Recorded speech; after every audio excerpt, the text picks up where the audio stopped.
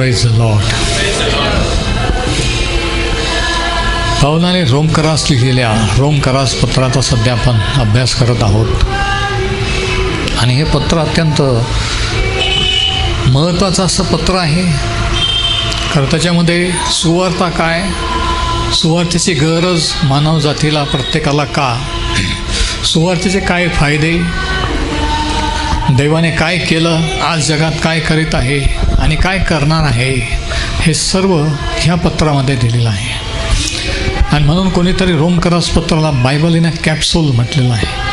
अख्ख्या शास्त्राचा सारांश जर कोणत्या एका पुस्तकात असेल तर ते आहे रोमकरास पत्र, आणि म्हणून ते महत्त्वाचं आहे. आणि आज आपण रोमकरास पत्राच्या 3ऱ्या अध्यायामध्ये पोहोचलेलो आहोत. आजचा शास्त्रभाग आहे रोमकरास 3 वचन 19 आणि 20, आणि विषय आहे नियमशास्त्राचे उद्देश, the purposes of the law. नियमशास्त्राचे उद्देश.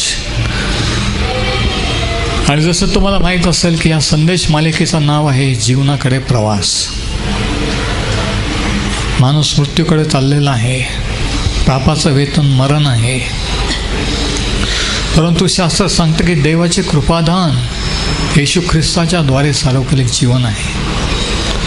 आणि सुरुवातीला पाऊल सुवार्ता काय आहे हे तो सांगतो, कोणाविषयी आहे ते सांगतो की सुवार्ता देवाच्या पुत्राविषयी आहे. त्या सुवार्तेवर विश्वासाने माणूस देवापुढे नीतिमान ठरतो. त्यानंतर तो सांगतो की सर्व मनुष्यांना देवाने त्याच्याविषयीचं ज्ञान दिलेलं आहे.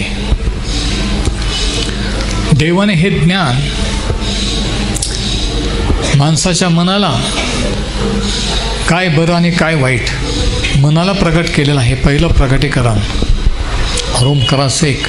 आणि दुसरं जे प्रगटीकरण हे निसर्गाच्या द्वारे, की हे जे सृष्टी, हे जे त्याने केलेलं आहे हे आपोआप झालेलं नाही, हे निर्माण करणारा कोणीतरी आहे.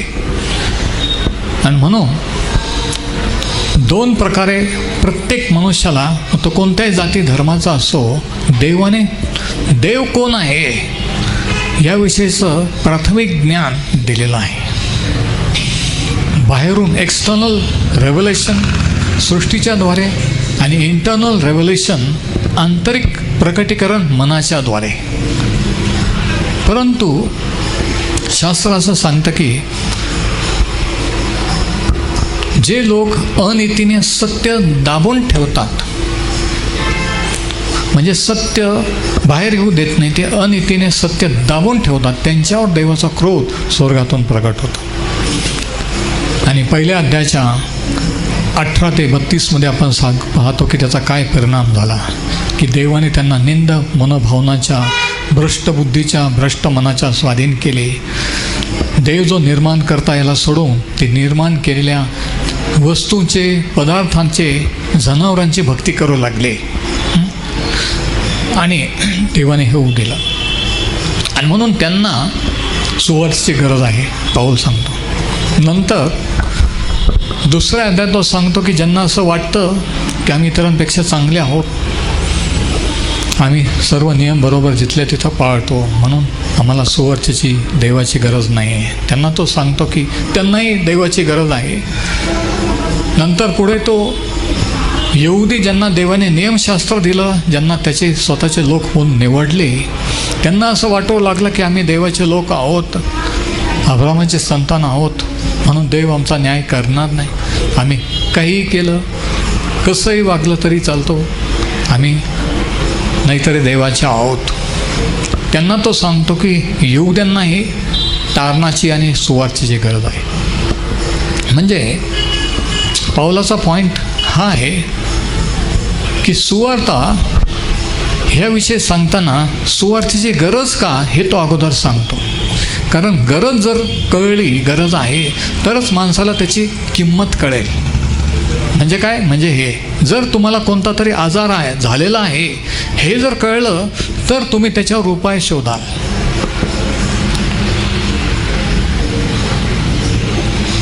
समजतं? जर तुम्हाला सांगितलं की अमुक अमुक आजार आहे, तर तुम्ही त्याच्यावर उपचार शोधाल. म्हणून तो सांगतो की आजार मानवजातीचा पाप आहे, सर्वांनी पाप केलेला आहे, देवाच्या घराला अंतरलेले आहेत.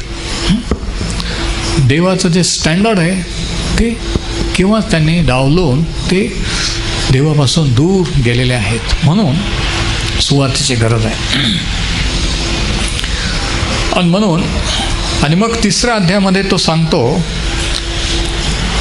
त्याने अगोदर सांगितलेलं आहे की विदेशी विधर्मी देवाला सोडून इतर देवदैवतांची सृष्टीची भक्ती करणारे दोषी आहेत. नंतर त्याने सांगितलं की यहुदी देवाचे निवडलेले, ज्यांना देवाने नियमशास्त्र संदेश दिले, ते पण देवापुढे दोषी आहेत. त्यांनी जातीचा धर्माचा अभिमान बाळगू नये. म्हणजे याचा अर्थ ख्रिस्ती, यांनी असं समजू नये की आम्ही काही केलं तरी आम्ही ख्रिस्ती आहोत, हा त्याचा अर्थ. तो सांगतो की विधर्मी पण दोषी आहेत, यहुदी पण दोषी आहेत, दोघांनाही सुवार्तेची गरज आहे. आणि मग 3ऱ्या अध्यायाच्या सुरुवातीला तो सांगतो की नीतिमान कोणी नाही.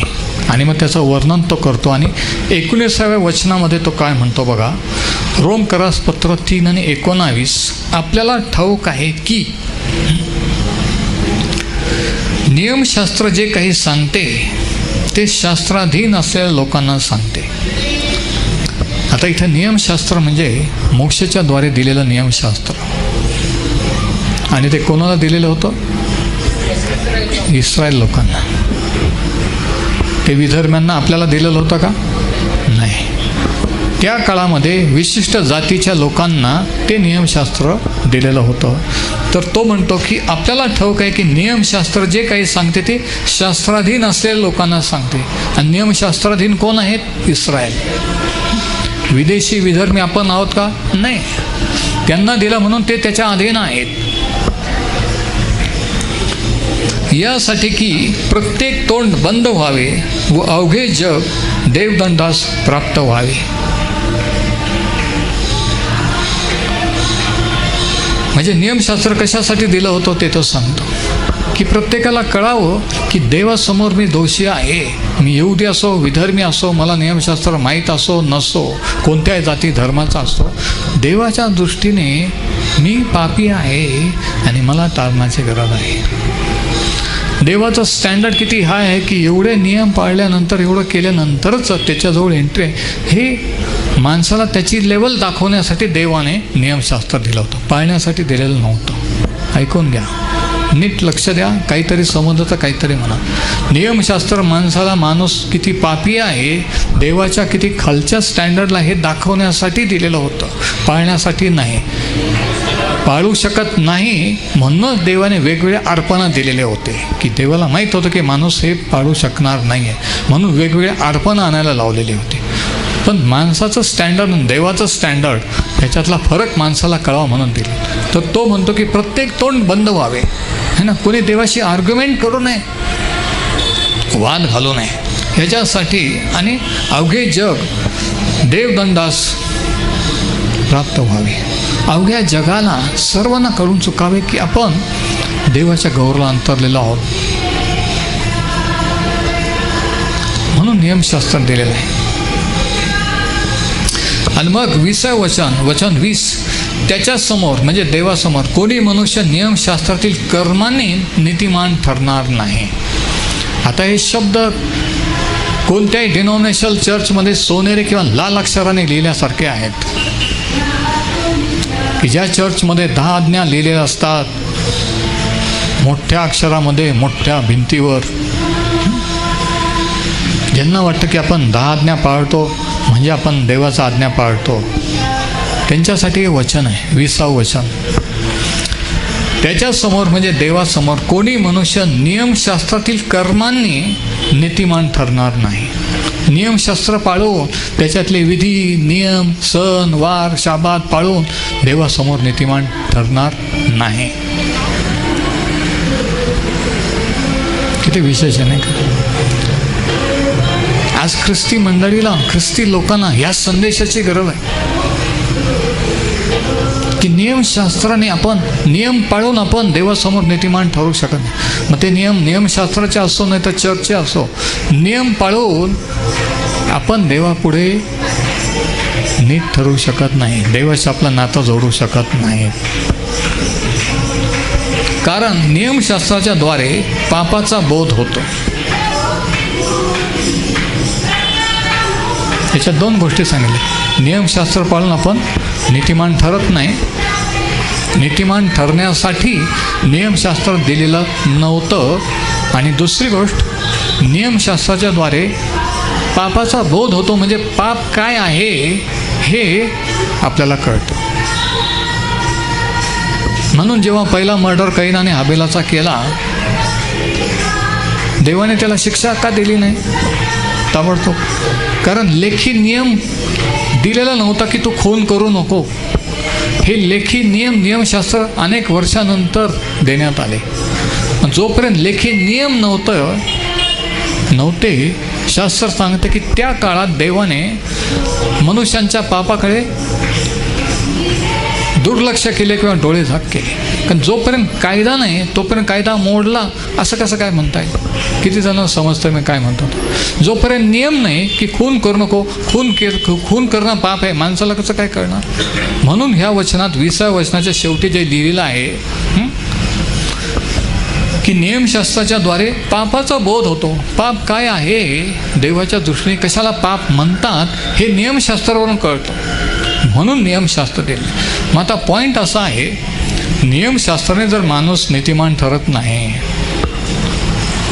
मग देवाने नियमशास्त्र दिला कशाला? आणि हा आजचा आपला विषय आहे. काय उद्देश होता, कशासाठी दिला? जर नियम पाळून जर माणूस नीतिमान ठरत नाही, मग दिलं कशाला? आणि त्याचे 6 उद्देश आपण त्याच्या वचनातून आज पाहणार आहोत. जर तुम्ही लिहित असाल, नोट डाऊन करत असाल तर तयार राहा. Title 6 purposes of the law. नियमशास्त्राचे 6 उद्देश, कशासाठी देवाने नियमशास्त्र दिलं होतं. पहिला उद्देश म्हणजे बघा 3:20 मध्ये तो जे सांगतो की नियमशास्त्राच्या द्वारे पापाचा बोध होतो. आपण पापी आहोत हे माणसाला कळतं, की देवाच्या दृष्टीने हे रॉंग आहे, पाप आहे आणि ते मी केलेलं आहे ह्याची जाणीव होती. म्हणजे बघा, उपाय किंवा उपचार सांगण्याच्या अगोदर रोग किंवा आजार काय तो सांगतो. Praise the Lord. आजार काय आहे, रोग काय आहे, पाप. तो रोग आहे हे कळल्यानंतर माणूस उपचार शोधील, उपाय शोधील. आणि तो उपाय किंवा उपचार आहे प्रभू येशू ख्रिस्ताची सुवार्ता.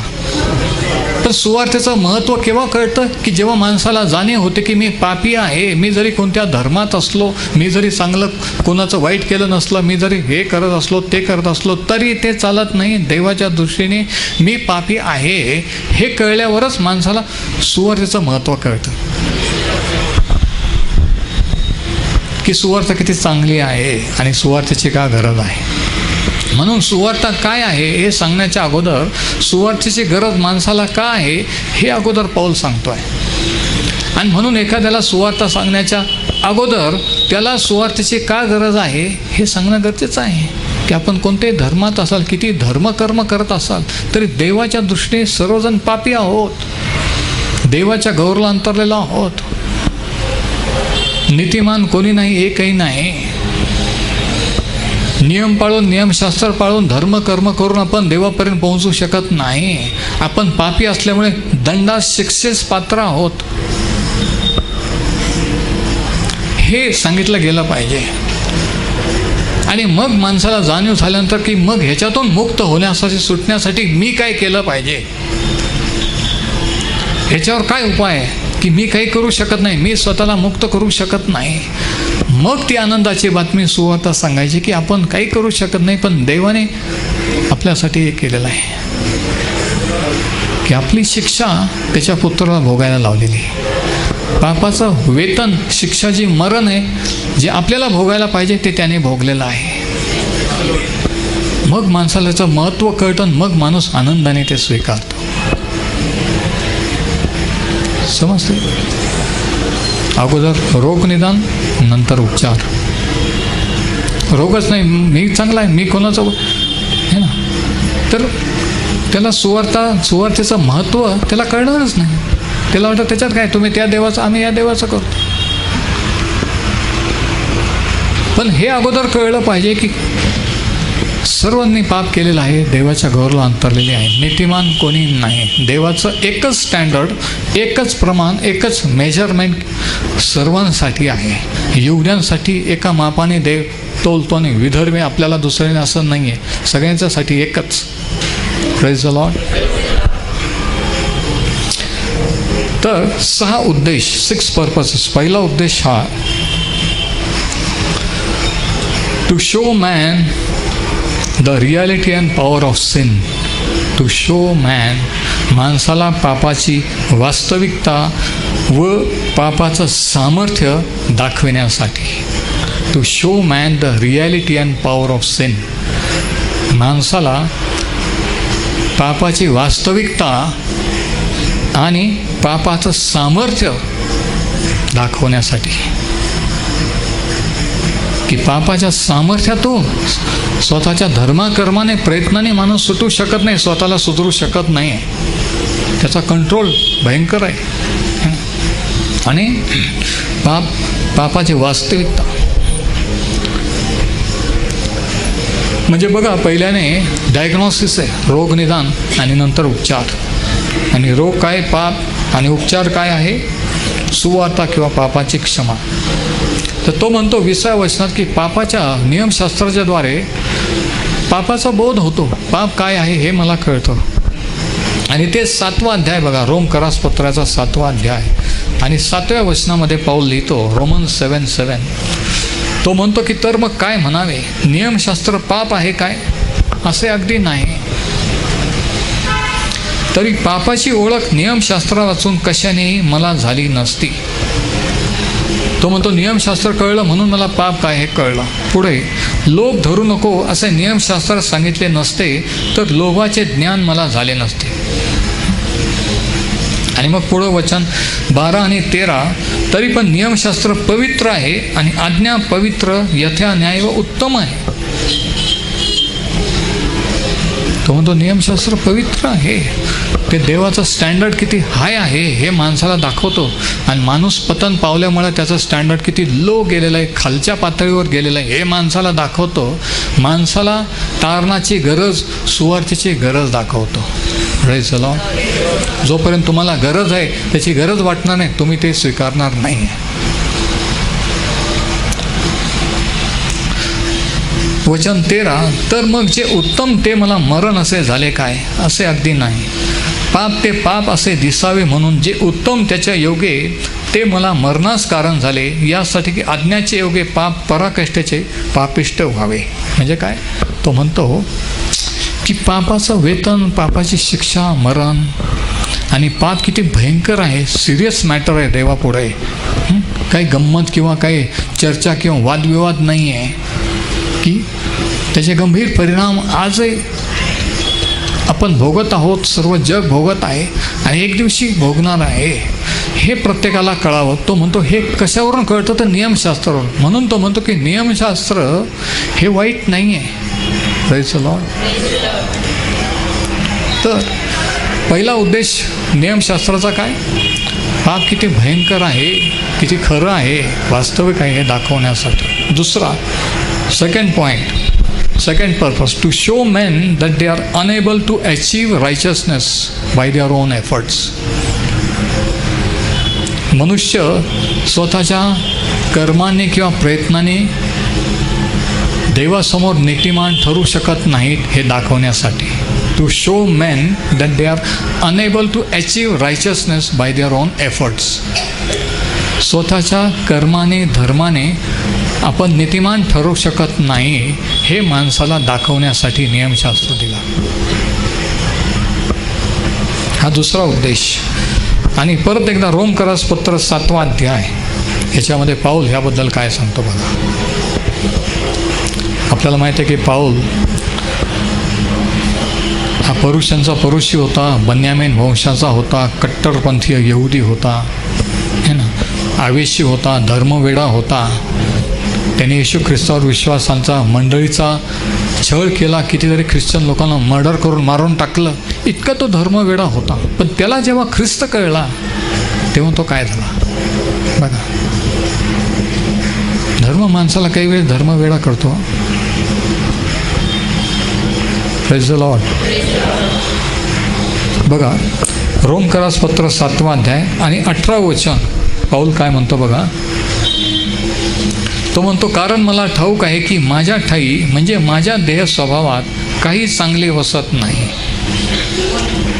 आता नीट ऐकून घ्या. ज्यांना वाटतं की आपल्यामध्येच देव आहे, आपण चांगला असतो वगैरे वगैरे, हे जे काही कुठून ऐकलेलं आहे, जे काही तुमचे कन्सेप्ट झालेले आहेत, तुम्ही नीट देवाचं वचन ऐकून घ्या की वचन काय सांगतं आणि मग तुमचे विचार टॅली करा की कुठं आपण रॉंग आहोत, कुठे माझे विचार देवाच्या वचनापेक्षा दूर आहे. तो म्हणतो, आता असा धार्मिक माणूस की ज्याने सर्व लहानपणापासून यहुदी धर्मात प्युअर यहुदी शुद्ध, तो म्हणतो की मला ठाऊक आहे की माझ्या ठाई म्हणजे माझ्या देह स्वभावात म्हणजे शरीरात काही चांगले वसत नाही. इच्छा करणे हे मला होते पण साधू कर्म करणे होत नाही. म्हणजे तो म्हणतो मला वाटतं की वाईट करू नये, चांगलं करावं, पण ते माझ्याकडून होत नाही. तो नियमशास्त्र पाळत नव्हता का? हो. पाऊल शाबात पाळत नव्हता का? हो. अर्पण आणत सर्व काही करत आलेला होता लहानपणापासून, पण तरी तो म्हणतो की माझ्या ठाई चांगले वसत नाही. त्याला जाणीव झाली की मला फक्त इच्छा मी करू शकतो पण चांगलं मी करू शकत नाही, चांगलं वागू शकत. म्हणजे काय? थोडक्यात साध्या सरळ रस्त्यावरच्या भाषेत म्हणजे आपण स्वतःला सुधरू शकत नाही. आता तरी आमेन म्हणा. त्याला कळलं की मी स्वतःला सुधरू शकत नाही. मला कळतं की मी जे करतो ते चुकीचं आहे, नाही करायला पाहिजे, पण तो म्हणतो माझ्या ठाई वाईट आहे वस्तू, म्हणून कळत असूनही मला वळत नाही. वचन 19, जे चांगले करावे ते मला वाटते ते मी करीत नाही, तर करावेसे वाटत नाही असे जे वाईट ते मी करतो. आणि जर तुम्ही नीट ऐकत असाल तर याच्याशी तुम्ही सहमत व्हाल. तुम्ही सुद्धा मनातल्या मनात आमेन म्हणा, नाही का? की जे मी केलं पाहिजे ते मी करत नाही पण वाईटच माझ्याकडून घडतं. तो म्हणतो की जे करावेसे वाटते ते जर मी करतो, वाटत नाही असे जे वाईट ते मी करतो. जे करावेसे वाटत नाही ते जर मी करतो तर ते कर्म मी करतो असे नाही, तर माझ्या ठाई वसणारे पाप करते. तो म्हणतो आता मला कळलं की नियम पाळून, नियमशास्त्र पाळून नाही, बाहेर गोष्टी करू नये, माझ्या ठाई मुळात माझा स्वभाव पापी आहे. आदामापासून मी पापी असल्यामुळे मी बाहेर किती चांगलं वागण्याचा करण्याचा प्रयत्न केला तरी मी करू शकत नाही. आणि हे जेव्हा माणसाला कळतं तेव्हा खरी माणसाच्या परिवर्तनाची सुरुवात होते. तेव्हा खरा पश्चाताप माणूस करू लागतो. नाही तर ते फक्त हेड नॉलेज असतं, फक्त लिहून घेणं, फक्त पाठ करणं माहीत आहे ना, पण माहीत असून कळलं की हे का होतं, तर माझ्या ठाई वसणारा पाप ते करतं. पुढे वचन 21, जो मी साधू कर्म करू पाहणारा त्या मला हाच नियम आढळतो की वाईट ते पुढे येते. माझे अंतस्थ जे आहे ते देवाच्या नियमशास्त्रामुळे हर्ष करीते. म्हणजे माझा आत्मा, तो म्हणतो, आनंद करतो. तरी माझ्या अवयवात मला एक निराळाच नियम दिसून येतो माझ्या शरीरामध्ये. आता हे अत्यंत महत्त्वाचं आहे, नीट लक्ष द्या, फार महत्त्वाचं आहे.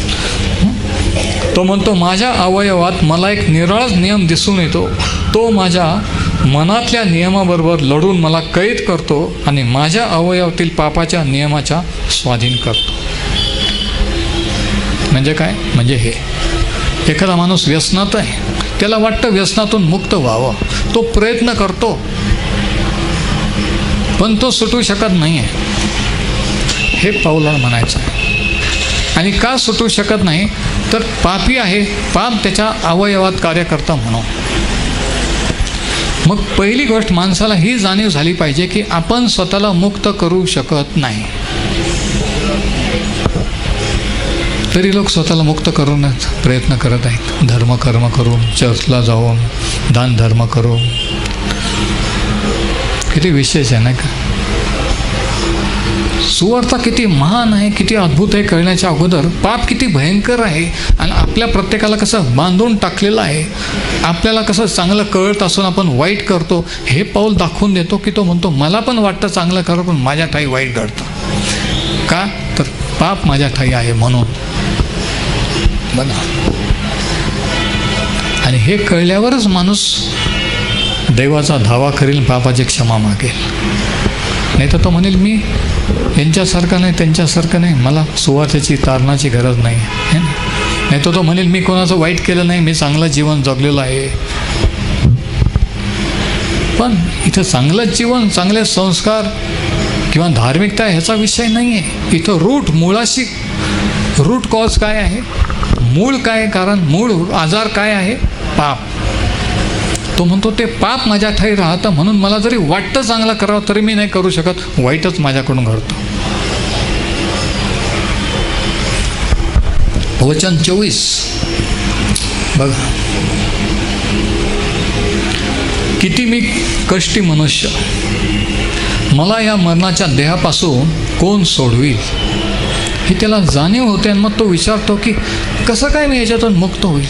हा जर मोठा प्रॉब्लेम, हा जर प्रॉब्लेम आतून आहे तर बाहेरून मी किती धार्मिक दाखवलं, चांगलं वागलं, चांगलं बोललं, चांगलं केलं तरी आतला प्रॉब्लेम कसा काय सुटेल. तो म्हणतो ह्याच्यातून मला कोण मुक्त करील. आणि मग त्याचं उत्तर तो 25व्या वचनात देतो. नीट लक्ष द्या. वचन 25, आपला प्रभू येशू ख्रिस्ताच्या द्वारे मी देवाचे उपकार स्मरण करतो. तो म्हणतो की मी देवाचे आभार मानतो प्रभू येशूच्या द्वारे, की याच्यावर तोडगा, याच्यावर उपाय, याच्यावर औषध उपचार प्रभू येशू ख्रिस्त आहे. धर्म नाही, कर्म नाही आहे, नियम नाही आहे, मॉरॅलिटी नाही आहे, प्रभू येशू ख्रिस्त आहे. म्हणून तो म्हणतो की मी प्रभू येशू ख्रिस्ताच्या द्वारे मी देवाचे उपकार स्मरण करतो. त्याप्रमाणे याप्रमाणे मी स्वतः मनाने देवाच्या नियमांचे दास्य करतो आणि देहाने पापाच्या नियमांचे दास्य करतो. मनाने मी करतो पण देहामध्ये तो म्हणतो माझ्यामध्ये जे पाप आहे ते राज्य करते. म्हणून दुसरं कारण काय, दुसरा उद्देश नियमशास्त्राचा काय, की आपण आपल्या प्रयत्नांनी, धर्मकर्माने नीतिमान ठरू शकत नाही हे दाखवण्यासाठी. To show that we cannot achieve righteousness by our own efforts. आणि सर्व जग, प्रत्येक धर्म हे शिकवतो की करत राहा, कर्म करत राहा, कर्म. आणि शास्त्र सांगतं की कर्म किती जरी केले तरी माणूस मुळातच पापी असल्यामुळे बाहेरून किती केलं तरी आतून तो तसंच राहतो. म्हणून प्रॉब्लेम आत आहे, बाहेर नाही आहे. आणि त्याच्यावर उपाय प्रभू येशू ख्रिस्ताची सुवार्ता आहे, की त्याचं मरण कशासाठी, की त्या पापाच्या क्षमेसाठी. तिसरा उद्देश नियमशास्त्र कशासाठी दिलं होतं. पहिला उद्देश काय, की पाप किती वास्तविक आहे, खरं आहे, त्याचा पावर, त्याचं सामर्थ्य किती आहे आपल्याला कंट्रोल करण्याचं आहे दाखवण्यासाठी. दुसरं कारण आपण स्वतः धर्मकर्माने स्वतःला नीतिमान ठरू शकत नाही ह्याच्यासाठी. आणि तिसरा उद्देश काय आहे, गलतीकरास पत्र 3 अध्याय 24 वचन, गलती 3 आणि 24. या ठिकाणी गलतीकरांना लिहिताना पाऊल नियमशास्त्राबद्दल लिहिताना काय म्हणतो बघा. गलेशियन्स 3:24 तो म्हणतो आपण विश्वासाने नीतिमान ठरावे म्हणून नियमशास्त्र आपल्याला ख्रिस्ताकडे पोहोचणारे बालरक्षक होते. आपण विश्वासाने नीतिमान ठरावे म्हणून. कशाने नीतिमान ठरावे, विश्वासाने, धर्माने कर्माने नाही, काहीतरी करून नाही. प्रत्येकाला वाटतं की काहीतरी केलं पाहिजे तरच देव खुश होईल, तरच प्रार्थनेचं उत्तर, तरच काहीतरी होईल. आणि हेच रॉंग आहे की आपण काय करायचं आणि किती करायचं, आणि किती जरी केलं तरी तो खुश होणार नाही आहे. कारण पापाचं वेतन मरण आहे. पापाची शिक्षा ही झालीच पाहिजे. पाप देवाच्या दृष्टीने भयंकर आहे.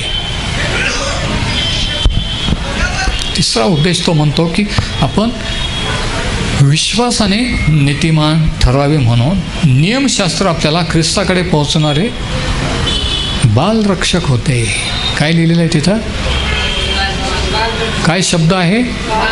बालरक्षक होते. किती जणांचं लक्ष आहे? माझ्यासोबत चला, माझ्यासोबत राहा, हरवून जाऊ नका. बालरक्षक म्हणजे गाईड. त्या काळामध्ये राजे महाराजे, रोमन अधिकारी यांची मुलं सांभाळण्यासाठी, लहानचे मोठे करण्यासाठी, शाळेत ज्ञान करण्यासाठी गाईड किंवा सांभाळणारे रक्षक असायचे. की ते मूल लहान असताना जरी ते किती मोठ्या व्यक्तीचं असलं तरी त्याला प्राथमिक शिक्षण देणारा, काय राईट काय रॉंग हे गाईड करणारे होते. नंतर तो मुलगा मोठा झाल्यानंतर त्याला कळत होतं की मी कोण आहे, कोणाचा मुलगा आहे, किती पण तोपर्यंत लहान असताना त्याला काय बरं आणि काय वाईट हे सांगण्यासाठी हे बालरक्षक होते. त्यांना प्रायमरी इन्स्ट्रक्शन्स किंवा प्राथमिक शिक्षण देण्यासाठी, बरं वाईटाचं ज्ञान देण्यासाठी हे रक्षक ठेवलेले होते. पाऊल इथं काय म्हणतो बघा, नियमशास्त्र काय होते? ख्रिस्ताकडे नेणारे बालरक्षक होते. म्हणजे काय की आपल्याला हे कळावं की आपण पापी आहोत, स्वतःला मुक्त करू शकत नाही, आपल्याला आपली गरज, आपल्याला देवाची गरज आहे, ख्रिस्ताची गरज आहे हे समजून की आपण हे सर्व नियमशास्त्र पाळू शकत नाही समजून आपण देवाकडं जावं आणि देवाकडं नेणारं बालरक्षक हे नियमशास्त्र होतं. नाही समजलं? नियमशास्त्र काय होतं? गाईड, की आपल्याला गाईड करणारा की हे तू पाळू शकत नाही, हे आपण देवाकडे. तर तिसरा उद्देश काय आहे नियमशास्त्राचा? हे ख्रिस्त जो मसीहा, जो जगाचा तारणारा, याच्याकडे नेणारा, की त्याच्याविषयी काय भविष्यवाण्या नियमशास्त्रात केल्या, संदेष्टांनी त्याचे कोणते सावली किंवा प्रतीक नियमशास्त्रात त्या अर्पणात होते हे कळण्यासाठी होते. आता उदाहरणार्थ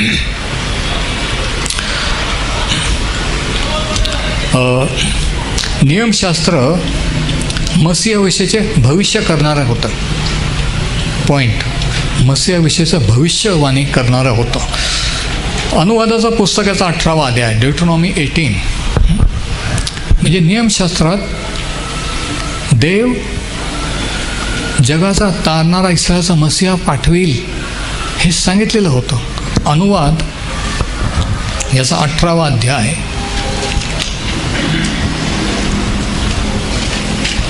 आणि वचन 18 आणि 19, ड्यूटरॉनॉमी 18 and 19. इथं असं लिहिलेलं आहे, परमेश्वर म्हणतो मी त्यांच्यासाठी, त्यांच्या भाऊबंदातून, त्यांच्यासाठी म्हणजे कोणासाठी? इस्रायल लोकांसाठी. किती जणांचं लक्ष आहे? त्यांच्यासाठी म्हणजे कोणासाठी? बोला, त्यांच्यासाठी म्हणजे कोणासाठी? हां, मी त्यांच्यासाठी, त्यांच्या भाऊबंदातून तुझ्यासारखा, म्हणजे मोशेला म्हणतो तुझ्यासारखा एक संदेष्टा उत्पन्न करीन, त्याच्या मुखी मी आपले वचने घालीन आणि त्यांना ज्या आज्ञा मी देईन त्या सगळ्या त्यांना तो निवेदन करेल. परमेश्वर मोशेला सांगतो की तुझ्यासारखा मी एक संदेष्टा इस्रायलातून निर्माण करेन. आणि हे कोणाविषयीची भविष्यवाणी आहे? प्रभू येशू ख्रिस्ताविषयीची. लिहून घ्या. वचन 19, जी माझी वचने तो माझ्या नावाने बोलेल ती जो कोणी ऐकावायचा नाही त्याचा मी झाडा घे. आता ही भविष्यवाणी नियमशास्त्रात केलेली होती. म्हणजे नियमशास्त्र काय करणार होतं? ख्रिस्ताकडे नेणारं बालरक्षक होतं, गाईड होतं.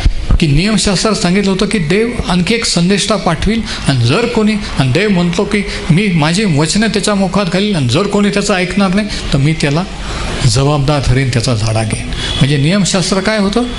गाईड किंवा बालरक्षक होतं, ख्रिस्ताकडे नेणारे. आमेन. ख्रिस्ताकडे नेणारे. समजते का? दुसरी गोष्ट, आणि हे आपल्याला माहिती आहे की ख्रिस्तामध्ये पूर्ण झालं. आता काहीतरी समजलं तर काहीतरी म्हणा. दुसरी गोष्ट, नियमशास्त्र म्हणजे the purpose of the law was to foretell and foreshadow the Messiah. Foretell and foreshadow. आता foretell किंवा भविष्यवाणी काय केली ही आपण ऐकली अनुवाद 18 टू फोरटेल. आता दुसरी गोष्ट की मसियाबद्दलची, मसिया देवाचा पुत्र जो येईल त्याचा एक नमुना किंवा त्याचं एक प्रतीक म्हणून नियमशास्त्र होतं. त्याची एक सावली होती. जर आपल्याला सावली दिसली, आपण म्हणतो कोणाची, सावली कोणाची तरी असते नाही का, हो की नाही? मी तुमच्याशी बोलतोय, सावली कोणाची तरी असते. मग जुना करार सावली आहे, पण कोणाची सावली आहे? प्रभू येशू ख्रिस्ताची. म्हणून सबस्टन्स किंवा व्यक्ती कुठं आपल्याला आढळतो? नव्या करारात. सावली कुठं सापडते? जुन्या करारात. आणि असं जुना आणि नवा करार एकमेकाशी लिंक्ड किंवा कनेक्टेड आहे. म्हणून काही जण छोटासा नवा करार खिशात घेऊन फिरतात ना, की आता आपण नव्या करारात आहोत, आम्हाला जुन्या कराराची गरज नाही. त्यांनी नीट ऐका मी काय म्हणतो. जुना आणि नवा करार दोन्ही देवाचं वचन आहे. नाही, पण तो त्यांच्यासाठी तेव्हा होता ब्रदर, आपण तो नव्या करारात आहोत, तसं नाही आहे. ती सावली होती, जे सांगितलं ते ख्रिस्तामध्ये पूर्ण झालं. ख्रिस्ताने काय केलं हे तिकडंच सांगितलेलं होतं, त्याप्रमाणे ते झालेलं आहे. तर टू फोर शॅडो द मसाय किंवा मसिया एक नमुना. योहान 1:29 प्रभू येशूला पाहून योहान बाप्तिस्मा करणारा म्हणतो की हा पहा जगाचे पाप हरण करणारा देवाचा कोकरा. त्याने काय सांगितलं प्रभू येशूला? काय म्हटलं? देवाचा कोकरा. देवाचा पुत्र का नाही म्हटलं? देवाचा कोकरा का म्हटलं? कारण देवाचा कोकरा ज्यावेळेस देवाने इस्रायल लोकांना मिस्र देशातून मुक्त केलं, त्यावेळेस त्यांना कोकरू कापून त्याचं रक्त कपाळ, दारबायावर आणि शिंपडायला लावलेलं होतं. ते कोकरू प्रत्येकाने घ्यावे, मारावे, आणि त्याचं रक्त त्याने सांगितलं की ते तुमचं संरक्षण करेल. ते जे कोकरू प्रत्येक माणसाने त्या काळामध्ये इस्रायल लोकांनी कापलं, ते कोकरू येणारा कोकरा देवाचा पुत्र याचं प्रतीक होतं. म्हणून नियमशास्त्र काय आहे? बालरक्षक आहे, गाईड आहे, ख्रिस्ताकडे तर नेणारे आहे. आम्हाला जुन्या कराराची गरज नाही असं म्हणायचं नाही आहे. जुना करार नियमशास्त्र ख्रिस्ताकडे नेणारा बालरक्षक आहे. It points to Christ. आपण म्हणतो काय आहे अर्पण, कोकरा, ते रक्त, हे जनावरण, हे सगळं कशाचं प्रतीक होते? येशू ख्रिस्त जे काही करणार त्याचं चित्र होते. तो येईपर्यंत ते करायचं होतं, तो आल्यानंतर ते स्टॉप, ते करायचं नाही. जेव्हा त्याने म्हटलं पूर्ण झाले म्हणजे खरंच पूर्ण झाले.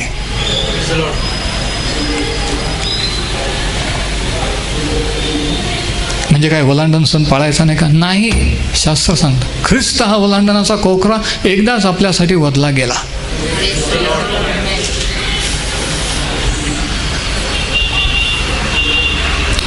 कोरिन्थीकरास पहिले पत्र 5 अध्याय 7 वचन.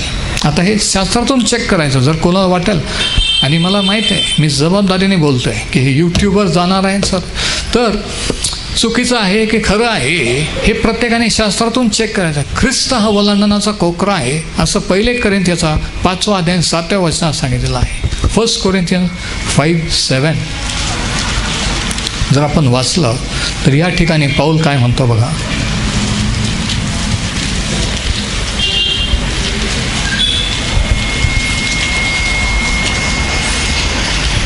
पहिले कोरिन्थ 5 आणि वचन 7.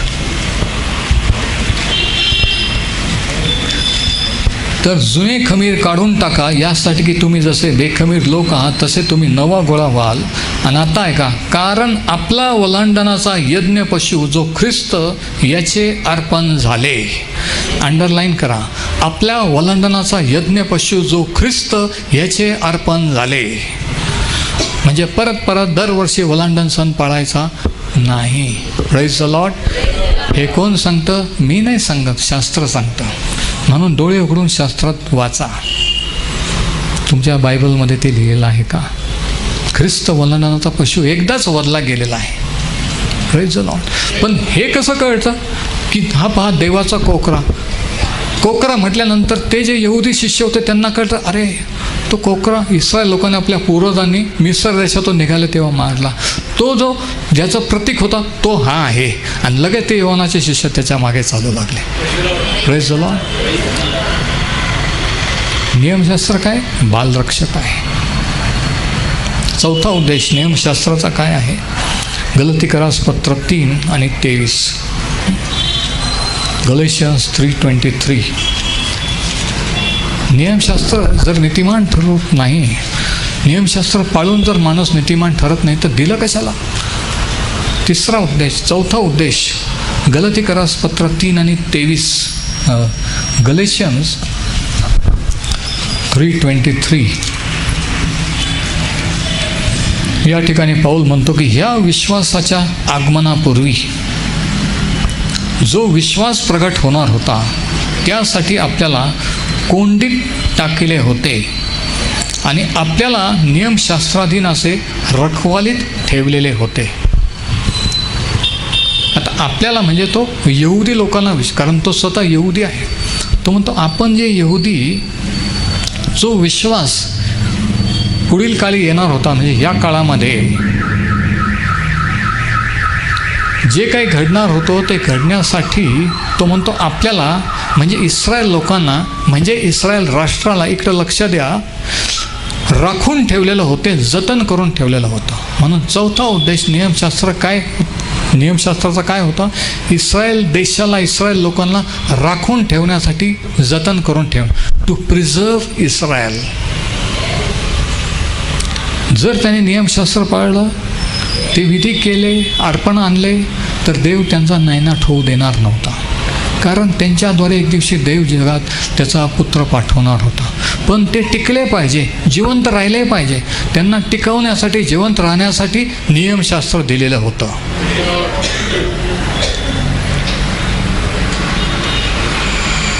माझी प्रार्थना आहे प्रत्येकाला समजावं. मला नाही वाटत कोणाला समजतं आहे. इतके महत्त्वाचा पॉईंट आहे. तुम्ही इकडे लक्ष द्या, तुम्ही कॅच करा. खाली वर इकडे तिकडे बघू नका.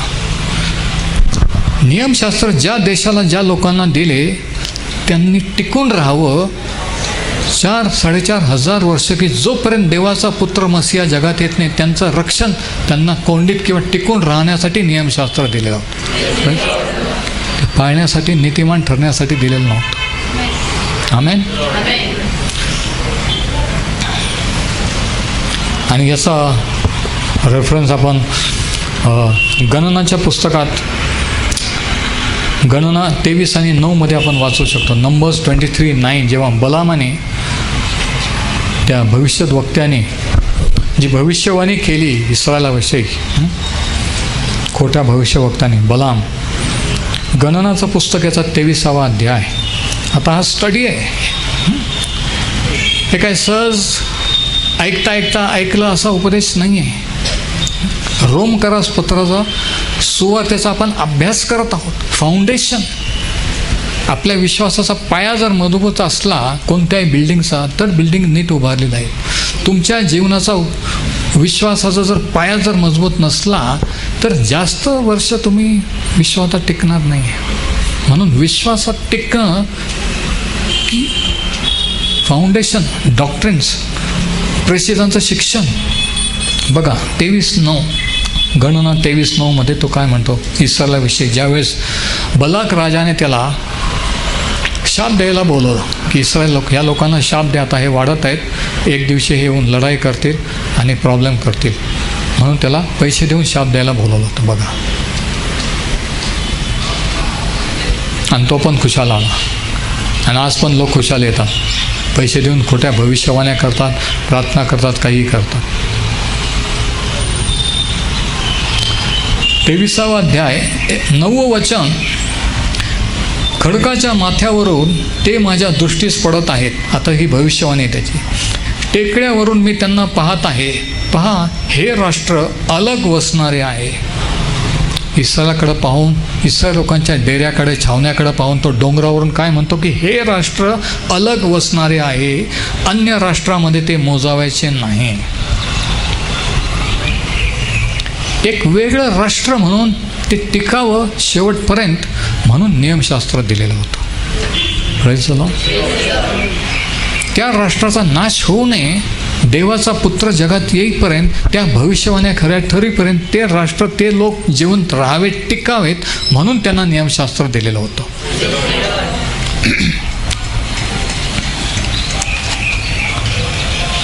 म्हणून त्यांना इतरांपासून वेगळं का केलेलं होतं? त्याच्यासाठी देवाचा पुत्र त्यांच्याद्वारे येणार होता. आणि म्हणून सैतान त्यांना भ्रष्ट का करत होता? आंतरजातीय विवाह का करायला लावत होता? सोयरी संबंध का ते लोक जोडत होते? बिझनेस कॉन्ट्रॅक्ट का करत होते? कारण सैतानाला माहीत होतं की हे लोक जर भ्रष्ट झाले तर देव त्याचा पुत्र यांच्यामध्ये पाठवू शकणार नाही आहे. हे सैतानाला माहीत होतं.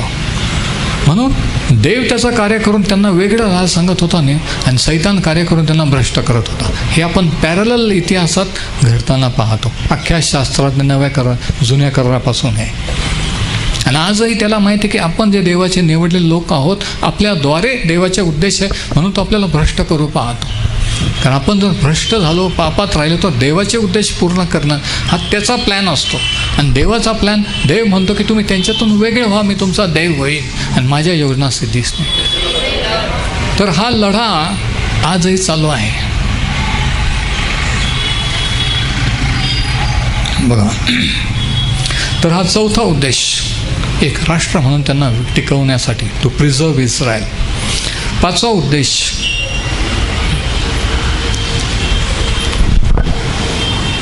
आणि हा पाचवा उद्देश आपल्याला नेहम्याचं पुस्तक याचा 9वा अध्याय ह्याच्यामध्ये पाहायला मिळतो. नेहम्या चॅप्टर 9.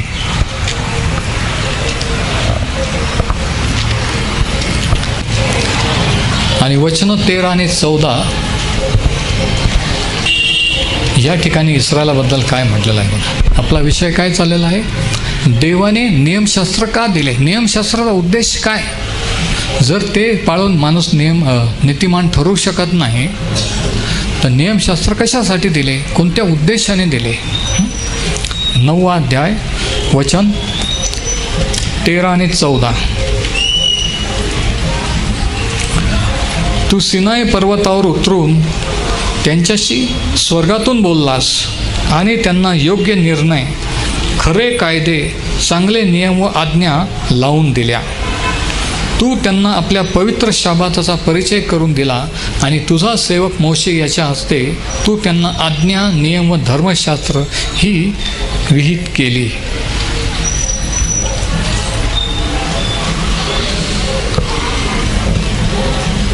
प्रत्येक देशाचे कायदे, कानून, घटना, नियम हे देवाच्या किंवा मोशाच्या नियमशास्त्रावर आधारित आहेत. किती जणांनी ऐकलं मी काय म्हटलं ते? प्रत्येक कायदा, कानून, लॉ याचा मूळ उगम कुठं आहे? मोशाच्या नियमशास्त्रामध्ये आहे. याच्यावरून बाकीचे नियम, रूल्स, रेग्युलेशन, सामाजिक नियम वगैरे हे केलेले आहे. म्हणून मूळ उगम हे ते रूट. म्हणून पाचवा उद्देश काय आहे? योग्य नियमांनी नियंत्रण केलेला एक देश म्हणून इस्रायलाची ओळख मानव जातीपुढे व्हावे म्हणून. योग्य नियमाने नियंत्रण केलेला एक देश म्हणून इतर देशांपुढे, राष्ट्रांपुढे इस्रायल देशाची ओळख व्हावी म्हणून नियमशास्त्र, की ह्या देशाला, ह्या लोकांना, to provide humanity with a pattern of a nation govern by just laws. To provide humanity with a pattern of a nation govern by just lodge.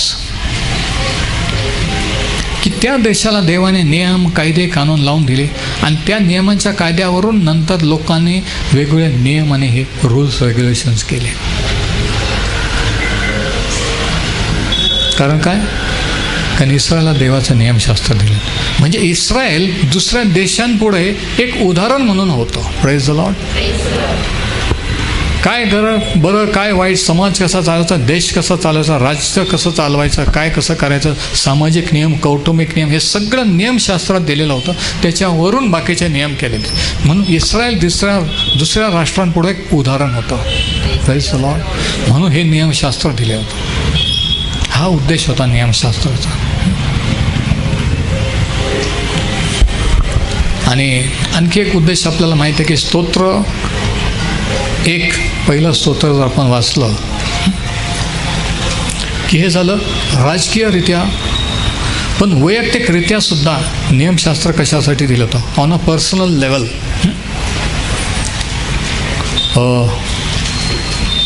स्तोत्र एक आणि याचं पहिलं वचन, धन्य तो पुरुष, म्हणजे आशीर्वादित तो पुरुष जो दुर्जनांच्या मसलतीने चालत नाही, पापी जनांच्या मार्गात पाऊल घालीत नाही, धर्मनिरकाच्या बैठकीत बसत नाही. पाऊल घालणे, चालणे आणि बसणे, 3 टाईपच्या लोकांमध्ये जो करत नाही. त्याच्या उलट पण परमेश्वराच्या शास्त्रात म्हणजे नियमशास्त्रात रमतो. रमणे म्हणजे काय? म्हणजे एखादं सिरियल पाहताना आठवण पण राहू नये की आप किती वाजलेले आहेत, जेवायचे झोपायचे वेळ, त्याला म्हणतात रमणे. समजलं ना आता की देहभान विसरून आपण एकदम लॉस्ट होतो की वचन वाचता वाचता किती वेळ, 1 तास झाला का अर्धा तास झाला, भान राहत नाही. याला म्हणतात रमणे. जो शास्त्रात रमतो आणि शास्त्राचे अहोरात्र मनन करतो. आणि याचा परिणाम काय होईल? वचन 3, जे झाड पाण्याच्या प्रवाहाजवळ लावलेले असते, जे हंगामी आपल्या हंगामी म्हणजे आपल्या सीझनमध्ये फळ देते, ज्याचे पाने कोमत नाहीत, अशा झाडासारखा तो आहे. पाण्याजवळ लावलेलं झाड भर उन्हाळ्यात पण हिरवंगारच असतं. तसं बाहेर किती रखरखीत ऊन असलं तरी ते झाड हिरवं असतं. जो वचनात राहतो, आजूबाजूची परिस्थिती, घरातलं वातावरण किती बेकार असलं, वाईट असलं तरी तो हिरवागार राहतो, कारण तो वचनात राहतो. बाहेरच्या वातावरणात त्याच्यावर परिणाम होत नाही. Praise the Lord. आणि मग ते वचन आहे, आणि जे काही तो हाती घेतो ते सिद्धीच जाते. मग ते काही असो, छोटासा धंदा असो, काम असो, काही असो, जे काही तो हाती घेतो गॅरंटी आहे की ते सिद्धीत जाईल, जो माणूस त्याच्या वचनात राहतो. Praise the Lord. तर ह्याच्यासाठी नियमशास्त्र दिलं होतं. आणि मग 6वा उद्देश, शेवटला उद्देश हा आध्यात्मिक वाढीसाठी किंवा मननासाठी न संपणारे साहित्य पुरविणे. To provide inexhaustible material for spiritual meditation. To provide inexhaustible material for spiritual meditation. आध्यात्मिक वाढीसाठी व मननासाठी न संपणारे साहित्य पुरविणे. आणि हे आपण पाहिलं स्तोत्र 1 मध्ये की आध्यात्मिक वाढ, यश, मनन ह्याच्यासाठी कोणतं साहित्य देवाने दिलं आहे? नियमशास्त्र, त्याचं वचन, की याने आपल्याला यश आहे, याने आपल्याला आशीर्वाद आहे, म्हणून हे नियमशास्त्र दिलेले. म्हणून आध्यात्मिक जीवनातलं यश कशावर अवलंबून आहे? मननाने. The key to success is on meditation. Meditation in God's law. यशस्वी व्हायचं तर काय करायला पाहिजे? मनन. कशामध्ये? देवाच्या वचनावर. कशावर? कशावर? कशावर? किती जण मनन करतात? जर यशस्वी व्हायचं आहे तर वचन वाचायला, वचनावर स्टडी करायला, विचार करायला वेळ द्या. अर्ध्या मिनिटात, 1 मिनिटात, 10 सेकंदात प्रार्थना करून प्रॉब्लेम सॉल्व्ह होईल असं अपेक्षा करू नका. हे वचन, नियमशास्त्र त्याच्यासाठी दिले, यशस्वी होण्यासाठी, सक्सेस होण्यासाठी. अभ्यास आपण रात्रभर करतो नाही का, पण वचनाचा अभ्यास करतो. म्हणून किती शिकलं तरी नोकऱ्या लागत नाही, किती क्वालिफिकेशन असलं तरी बरं वाईट कळत नाही, संस्कार राहत नाही, मॅनर्स राहत नाही. का? देवाचं नियमशास्त्र माहीत नाही, फक्त क्वालिफिकेशन आहे. त्या डिग्र्या, ते क्वालिफिकेशन तुम्हाला एक पद जगात मिळवून देईल, पण जीवनाचे प्रॉब्लेम सॉल्व करू शकणार नाही. त्या ज्ञानाने तुम्ही जीवनाचे प्रॉब्लेम त्या डिग्र्याने सॉल्व करू शकणार नाही. त्याच्यासाठी हे वचनाचं ज्ञान पाहिजे आणि याच्यासाठी नियमशास्त्र दिलेलं आहे. Praise the Lord. तर हे 6 उद्देश ह्याच्यासाठी देवाने त्याचं नियमशास्त्र दिलेलं होतं. पण पाऊल म्हणतो की ह्याच्यासाठी ते दिलं, पण नियमशास्त्राने आपण नीतिमान ठरत नाही. मग पुढचा लॉजिकल योग्य प्रश्न असा असतो की नियमशास्त्राने माणूस नीतिमान ठरत नाही देवासमोर, कर्मधर्माने नाही. मग कसा ठरतो हे आपण पुढच्या संदेशात पाहू. परमेश्वर हे वचन आशीर्वादित करो.